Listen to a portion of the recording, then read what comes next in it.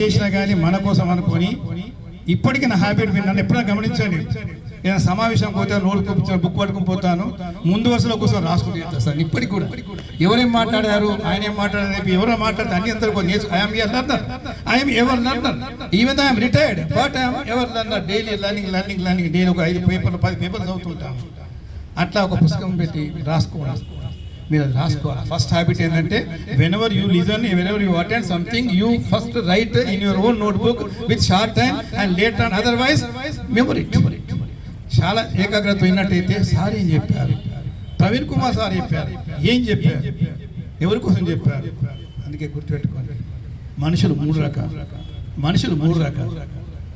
ఒక తరగతి వారు ఏంటంటే అవకాశం రాని అని చూసి అవకాశం వదులుకునేవాళ్ళు, వాళ్ళు 3వ తరగతి. ఇంకో మంది అవకాశం రాగానే, నోటిఫికేషన్ పడింది రాగానే సీరియస్గా ప్రిపేర్ అయిపోయి అవకాశాన్ని ఉపయోగించుకునే వాళ్ళు 2వ వాళ్ళు.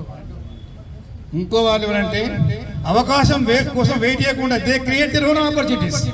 వీ డోంట్ వెయిట్, నాకు అంత ఓపిక లేదు, నాకు ఇప్పుడు ఉద్యోగం కావాలి, నా కెరీర్ నిర్మించుకోవాలి, నా కుటుంబం కోసం చేసుకోవాలి, నేను అవకాశం ఎదురు చూడను.